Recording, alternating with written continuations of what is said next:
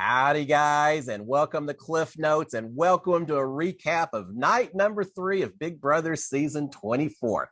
Now, at some point yesterday afternoon, we had some of the house guests talking about how close everyone is, how they need after the show to get together, to hang out with each other, to travel, or a real kumbaya moment. It didn't take long for that to change. Now, we had a little chaos, a little drama last night that we're going to talk about, but not everyone's friends with everyone else in that house at this point. Some key points that we had from yesterday and from last night that we'll be going over. We had a veto competition. Daniel's been having one-on-ones with everyone in the house, so we'll talk about that a lot. And a large part of the house has turned on Taylor in a very Lord of the Flies type situation. If you've never read the book Lord of the Flies, it's a classic. I highly recommend that you do so. It says a lot about human behavior that may have some application here. All right. So first of all, as a little bit of a refresher, we've got Michael and Terrence on the block and absolutely needing to win veto. I'm not sure anyone would use a veto on either one of these. So it's up to those two guys to try to save themselves in the veto competition. So with that being said, yes, we did have the veto competition yesterday. Amir and a few others that said, we aren't going to have it or else Big Brother would have told us ahead of time. Nah, not the way it works. We had the veto competition yesterday. It was pretty cool. Remember, the theme of this season is festival. So yesterday's veto competition was Renfest. And it sounds like it was a head-to-head competition involving the house guests playing as jousters. The jousters on a moving mechanical horse and trying to spear rings while using some type of pool noodle type thing as a lance. And it sounds like whoever got the most rings or maybe rings had different points. Not really sure until we see it on TV. But certainly it was a matter of trying to grab rings with a joust. It was head-on-head, one-on-one. So two people went out. Someone would get knocked out until eventually you got to the final two. The final two, Amira and Michael. Remember, Michael's fighting for his life at this point in time. And apparently they had quite a few tie rounds that they had to do tiebreakers over and over again. But eventually, after several rounds, we do have a winner. And the winner of the veto and absolutely needing it, Michael. Michael, the super fan. I'm glad to see it. I'm really cheering for Terrence and Michael. So to see one of them get the veto, that kind of warms my heart. So congratulations to Michael. Apparently, he was very happy, burst out in tears, Hey, congratulations, not just to him, but also to his fiance, to his family who's watching at home. I know what a big deal it was for all of them, having gone through some of that myself. So congratulations to Michael. Michael at one point said, I need to now decide whether I'm going to use the veto. What's best for the house? Yeah, Michael will be using the veto. So Michael's going to be safe this week. He probably would have gone home otherwise. So he won when he needed to. It was sounds like it's going to be a fun. The costumes were cool. I think it's going to be a fun one to watch on TV as well. So Michael has won that and saved himself, which, as good as that is for Michael, seems like that could spell problems for Terrence. I really went into right after the veto thinking, well, that's it. Terrence, the older guy, going to be the first boot. It won't be the first older guy that gets the first boot, but it seemed like Terrence was very much behind the 8 ball at that point in time. But things change in the Big Brother house. But what it does mean is that now Daniel has to do a renomination. Hence the need for all the one-on-ones last night to figure out what the house wants, how he can get out of this with the least amount of blood possible. I mentioned before, there's only 9 people voting this week. There's also limited numbers of people that Daniel can put up. He can't put up Pooch. He can't put up, now Michael's pulled himself off. He can't put up any of the 3 VIP backstage girls. So he does have limits in terms of who he can put up. So he's got a lot of one-on-ones. He wants to kind of get a house consensus of how this thing is going to work. So let's talk about those one-on-ones. Before we even do that, I guess, we had Brittany immediately go up into the HOH room. She said it's because she wanted to change clothes. I really think she just wanted to be one of the first to talk to Daniel up there. But she ends up talking to Daniel. And then a little bit later, Nicole's up there and she talks to both of them as well. She does a good job of getting closer to them by saying, look, I can give you some analysis of everyone that was sitting at the table watching this competition out there, how they were reacting and everything else. And so she tries to do a little player analysis. The main one, she's talking about Indy. She says, look, Indy's just there for fame or maybe just because she wants to get on Big Brother Brazil, but she just isn't she isn't into actually winning this and playing strategically and everything else. So she's throwing out a few names here and there. Now, Brittany seemed to do a pretty good job yesterday. She's trying to work with Daniel and Nicole. She knows that they're a duo. They talk about how they're going to try to keep it on the down low and all that. Now, Brittany's already figured out the two of them are tight, and she recognizes it. She wants to try to work with them. We find out later. But she also has become really tight with Michael. They've been spending some time talking and working together. I think I like seeing the two of them working together. And here's something that I thought was interesting. We know that Brittany is a hypnotherapist working in Austin. Apparently, she has told the house guest that she works for Instagram as a content creator. And she's talking to Kyle, who has a lot of social media presence, saying, hey, I can hook you up. I can do a lot of things for you. What a great alternate persona to present as someone who works for Instagram and content creation. Everyone who in that house who has dreams about being some kind of social influencer and all that, they're going to want to be friends with the person who works at Instagram, right? I got to say, props to Brittany. That's a crafty lie as long as you can keep it going. So I thought Brittany had a pretty decent day yesterday. Now, talking about some of the one-on-ones, I think we'll talk all of them, at least a little bit. One of the first ones was Terrence. I'm glad Terrence is talking to Daniel and take some initiative and all that. He's suggesting, hey, look, you got to nominate someone else. I think you need to be going for a strong player, but if you do that, just make sure that you get that strong player out. In other words, why bother with me, Daniel? And I think Daniel's buying that. He's kind of getting non-committal answers from Daniel, other than Daniel saying, yeah, I know that you try and all of that, and you really weren't my target and all of that. But throughout the evening, it really is looking more and more like neither Daniel nor most of the other house guests want Terrence gone, which means that this renomination pick is huge because whoever Daniel picks probably is going to be the target and is going to go home. So as much as I started off fearing for Terrence, I'm kind of thinking that, we don't know how the twist is going to work, but I'm kind of thinking based on what we know, Terrence may make it through this first week. I'm hoping. Here's the hoping, Terrence. All right, we've got Turner comes up, has a one-on-one. He mentions to Daniel that, look, we've got the votes to get out Taylor. If we want to get out Taylor, it seems like the way to go. Keep all this in mind. A little bit of theme to the evening.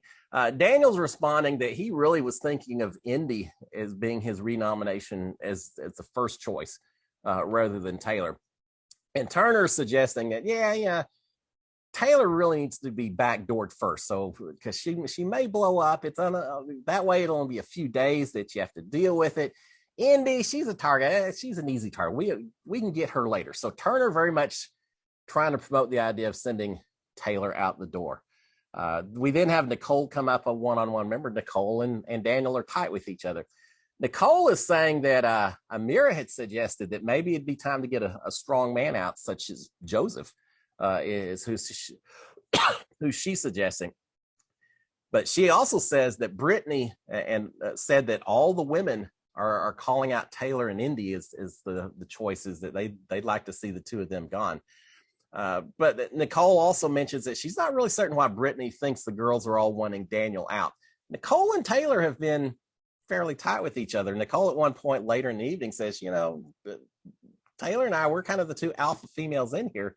We've been tight with one another. So she's questioning a little bit Brittany's belief that maybe the girls all are interested in getting Taylor out. Daniel's thinking that, saying, look, if the girls don't like Taylor, leave her in. Let one of the girls take her out. And so he seems like he's still leaning towards Indy, and he doesn't really seem like he's got a big beef with Taylor. He's just saying, let them deal with their stuff later. He's wanting to do what works best for him, which seems like right now still it's Indy.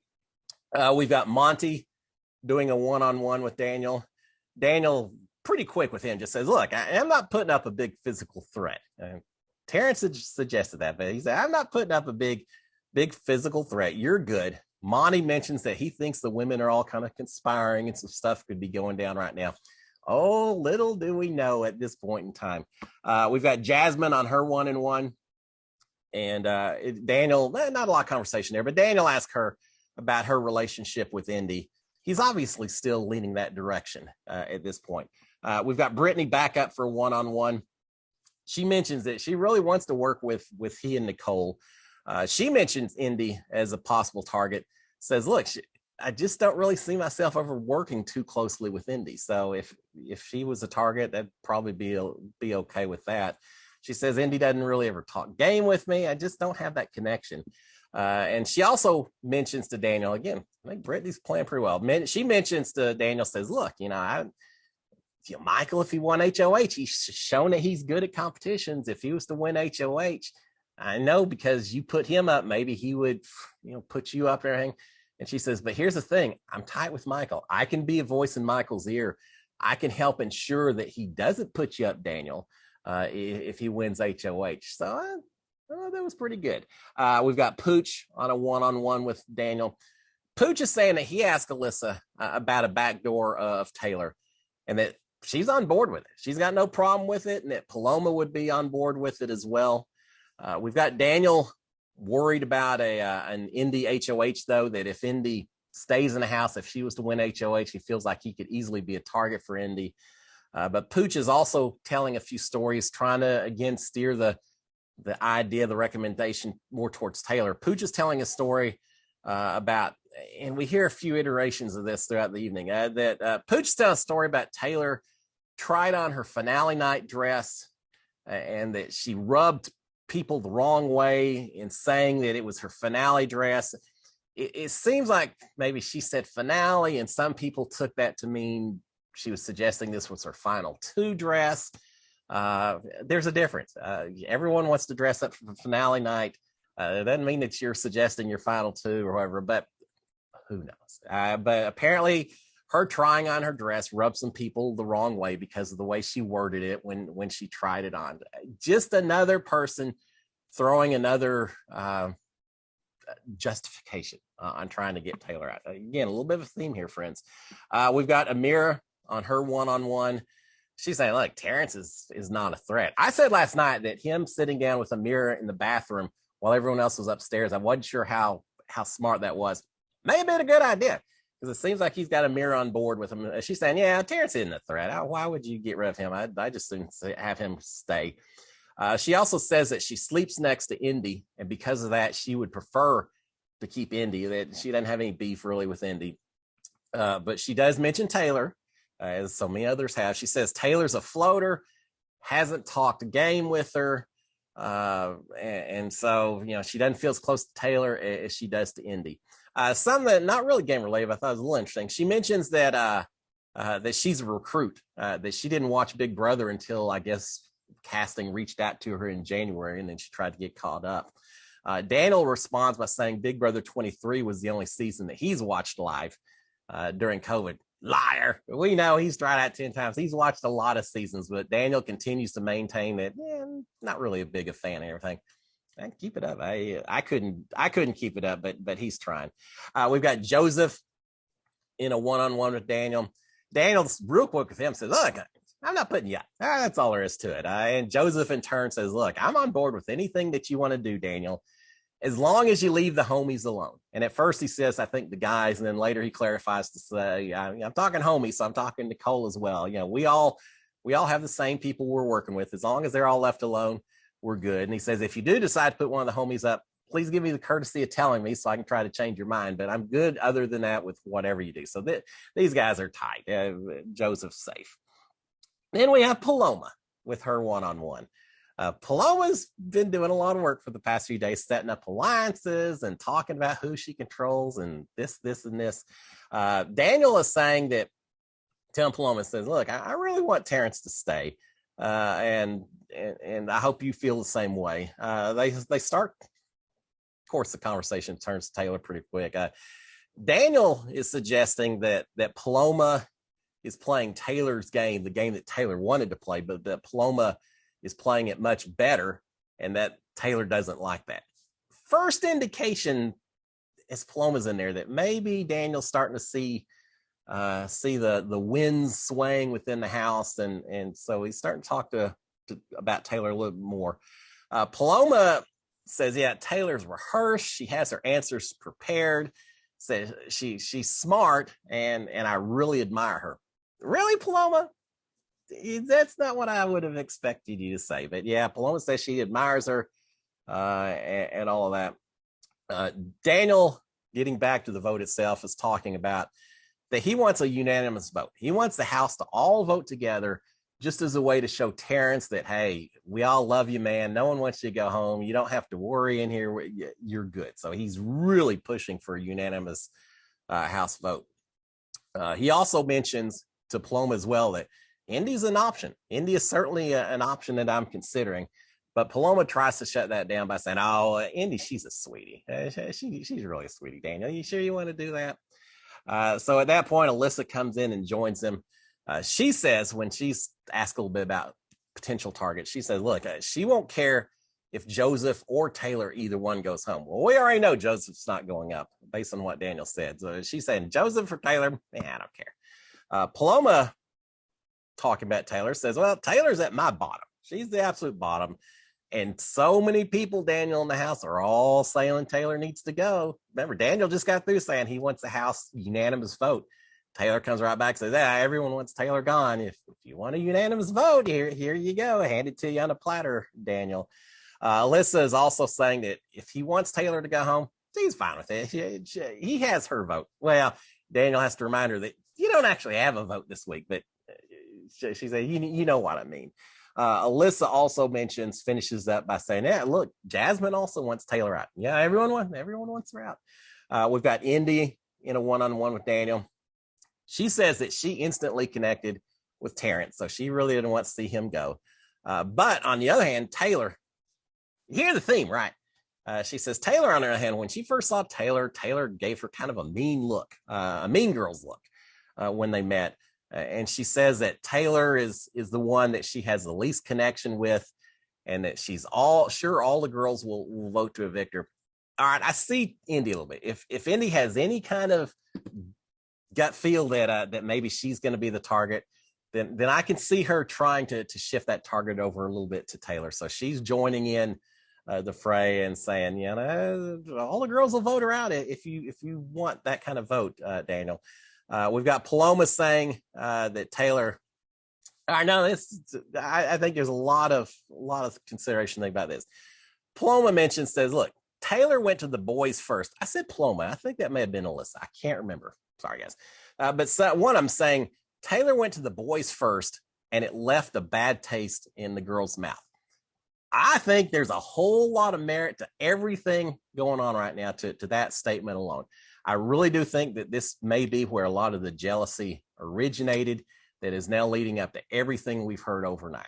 Just my opinion, but I think very well could be where a lot of this originated. All right, we finally have Taylor's one-on-one with Daniel. How's she going to handle all this? What's going to be said? She mentions that she doesn't think Terrence is a threat and that he'll be loyal to Daniel. Now, if she gets put up on the block, she may change her tone a little bit, but she's saying, yeah, Terrence will be strong and loyal to you, Daniel. She does mention Indy, says, look, Indy doesn't talk game with anyone in the house, as far as I know. She's just hard to connect with. But she also says that she's not sure that she would put Indy up if she was Daniel, because she's not sure that anyone would vote her out. I think Jasmine needs to not be so strong in not pushing Indy at this point in time. But she doesn't know everything that we know.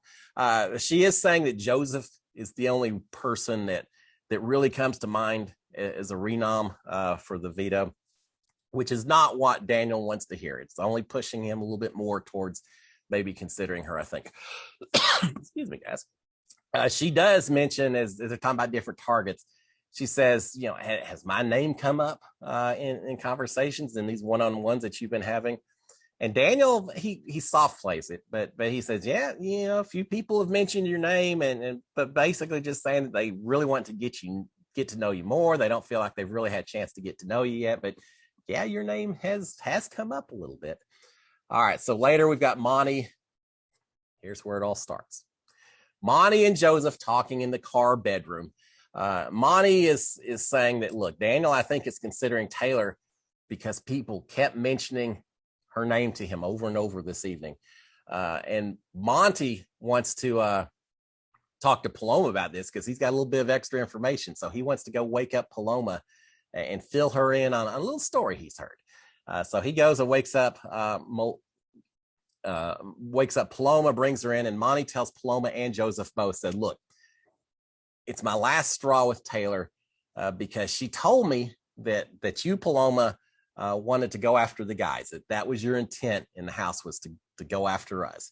And he says, this is a lie. No, it's a lie. And of course, Ploma says, yeah, I never said any such thing about going after the guys. Well, here's the thing.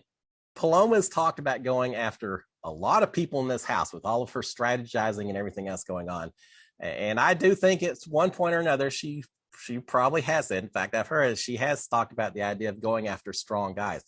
It's not her only focus, but certainly it is something that she's mentioned before, but she's denying it. I know, Monty, why in the heck would I ever go after you guys? That's the last thing I want to do.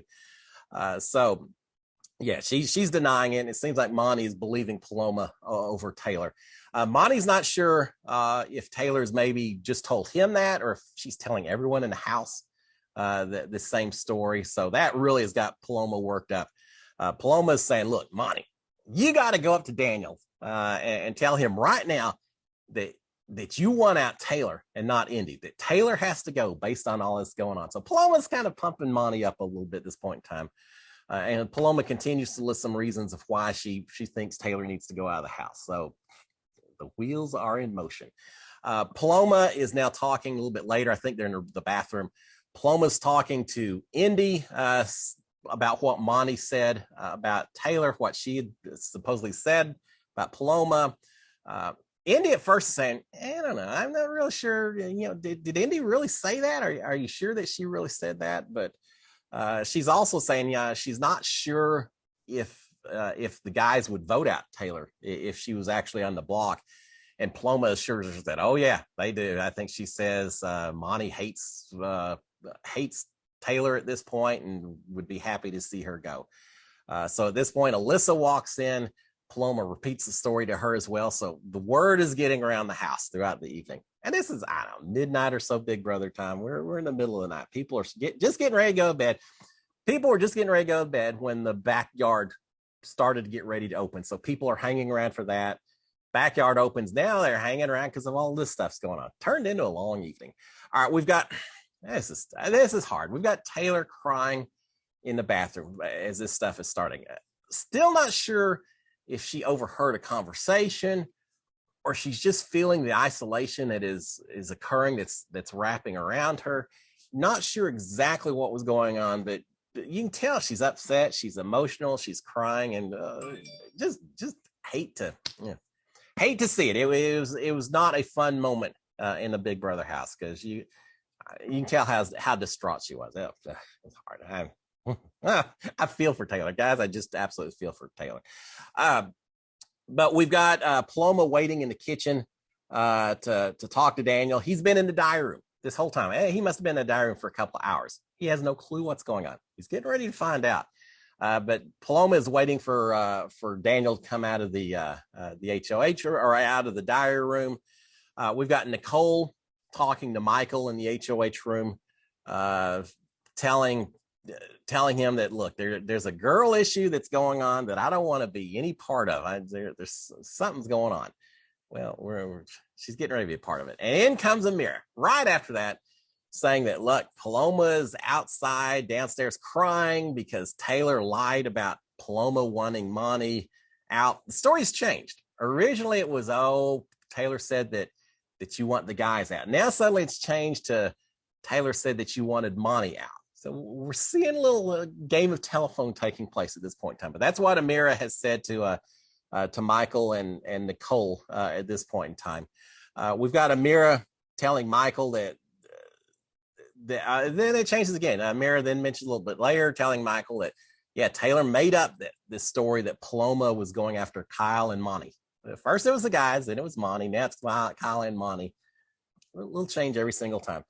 We do have Nicole talking then to Amira and Michael in the HOH room, trying to get to the bottom of this, trying to figure out how Taylor would have gotten this information about Ploma in the first place. Because Nicole knows that Taylor and Ploma aren't tight in terms of conversations. Would Ploma have volunteered this information to Taylor in order for Taylor to be able to say this in the first place?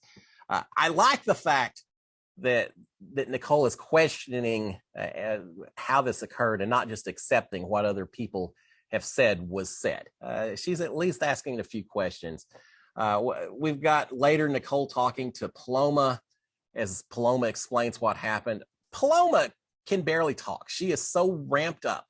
They start off in the kitchen. They go back into the car bedroom. Nicole can barely get Ploma settled down enough to actually tell her what happened. But Nicole says that she's shocked, that Taylor has shown Nicole nothing but respect as the two alpha females. She feels like maybe Nicole or Taylor treats her just a little bit differently, but she hadn't really seen that from Taylor. But now maybe she's starting to hear things that she didn't expect. Ploma says, look, I love Monty. Why would I put Monty up? It makes zero sense that I would have ever said something like that. Yeah, no, we'll just leave it at that. By the end of it, it does seem like Nicole probably is leaning more towards Paloma's side and thinking that maybe it's just part of Taylor that she maybe just didn't see in the beginning with. So yeah, it seems like she's leaning that way. We've got Monty and Amira in the bathroom. Monty's saying, look, Taylor just rubbed me the wrong way. He already said it was the last straw. Monty's hot and heavy at this point. He's a little upset. We've got Michael and Brittany talking. I like this duo. They're talking. They're amazed at the drama. This drama has suddenly popped up. We've got Ploma talking to Indy, telling her the story. Oh, I think I already said this. Yeah, in the bathroom. So they've got that. Eventually, Ploma and Taylor both are in bed. Taylor was already in bed. Ploma crawls into bed as well. I give him credit. A little bit of small talk. Taylor mentions that she kind of was crying for no reason a little bit earlier. She's a little bit paranoid. She mentions that to Ploma, and I think, I don't know, maybe she was trying to fish around, see if maybe there's a little something going on. I'm not sure, but Ploma didn't bite. They a little small talk, and that's it. They eventually say goodnight to each other. No mention of the drama from either of them at this point in time. Today, we'll see if that changes, but as of last night, nothing. But eventually, we've got Daniel is finally out of the HOH room, probably about 1:30 or so, Big Brother time. Brittany informs him about the drama and that Ploma's upset. He says, I was only in the diary room for a little while and all this stuff. Yeah, it's all having on your diary room. Funny how that works sometimes. I'm sure the Big Brother producers had Daniel in there asking him all the questions about his one-on-ones and everything that they ask you about. Well, meanwhile, they're getting little whispers about all the stuff that's going outside the house and just waiting for him to get out to see what happens. But Brittany has informed about what's going on. Daniel immediately comes in on Paloma's side saying, don't mess with her. She is sweet. You can't do that. Remember when Ploma said that she had Daniel wrapped around her little finger? Well, turns out maybe she's right, because Daniel is very quick to defend Ploma as soon as he hears what is going on. We've got Daniel in the backyard just a little bit later talking to a lot of them out there. I think Jasmine and Joseph, Pooch, Terrence, Turner. I may have missed one or two as well. But Jasmine is saying, look, Taylor made up this lie and told it to Monty. So at this point now, I think pretty much the entire house is aware of the drama that's going on. Daniel responds saying, look, I was trying to vibe with Taylor, but now everything is starting to fall into the line. Everything is making sense. It's tough. I had a tough evening. Now, from Terrence's standpoint, Schadenfreude or whatever they call it, from Terrence's standpoint, as horrible as all of this is, he's got to be overjoyed. He was a main guy on the block, right? If suddenly there's this huge target in the house, Terrence has got to be thinking his chances of staying are just escalating very quickly, right? So he's not saying anything, but inside he's got to be a little excited that maybe he's got a shot at this point. Daniel mentions the fact that Taylor thinks that she's working with him, but he's going to tell her at the veto ceremony that he heard rumors and therefore he's putting her up. Says it's going to be easy to ostracize her after she's nominated. Well, it seems like the house is doing a pretty good job of ostracizing her right now before the veto ceremony ever takes place. Jasmine mentions more back to this wearing a dress finale night and all of that. Jasmine mentions that when Taylor was trying on her dress, she was saying that she was size 00, and Jasmine being a little bit larger felt like that was a little bit of disrespect. Yeah, okay. But she does mention it, so I wanted to throw it out there. Daniel finally sees Ploma in the kitchen, says, look, obviously Taylor is going. I know what's going on. Obviously Taylor is going. We've got Monty talking to Daniel in the HOH, saying, look, Daniel, the entire house has your back at this point in time. We all know what's going on. Taylor's rubbing all the girls the wrong way. Here's the thing. Monty doesn't even want Taylor to know that she's going up or why she's going up. He wants her just to find out in the goodbye messages.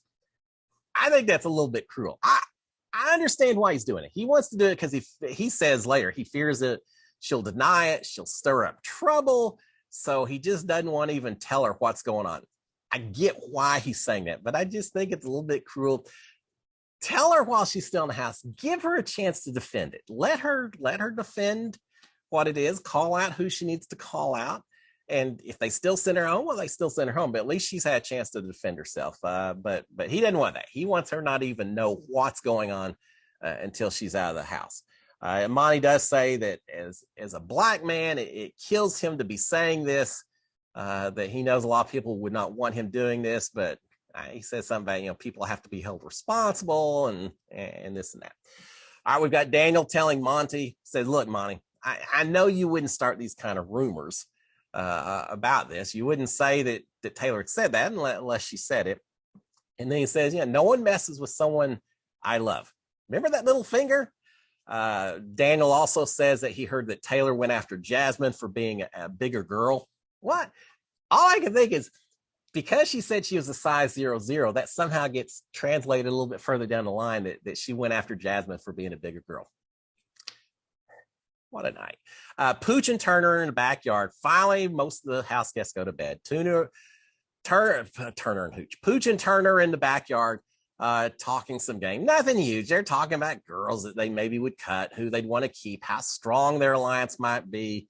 It just seems all very minimal compared to everything we've heard throughout the rest of the evening. But they're talking about that. They are talking about that they just plan to sit back and watch all the fireworks that are taking place in the house after all this has happened.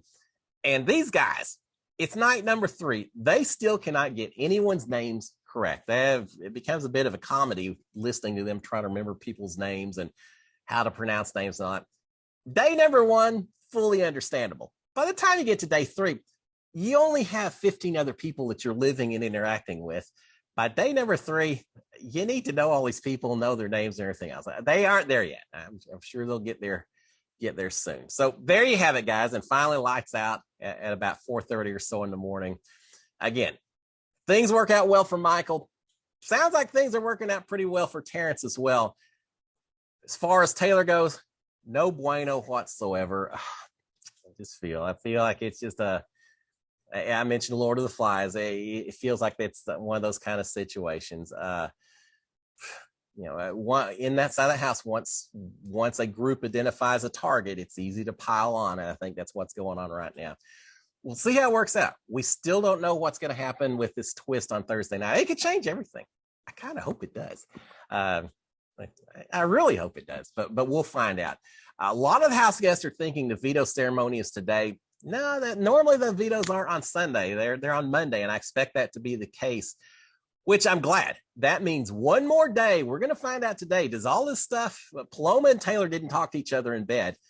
Is it all going to come to a head? Are we going to have a house meeting? Are we going to have some people talking today?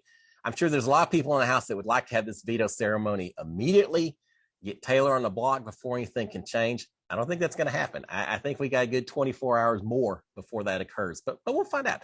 But in the meanwhile, guys, y'all have a fantastic Sunday. It's going to be fun watching the live feeds tonight and this afternoon. I will be back tomorrow morning to give y'all the scoop, let you know what else may have gone down.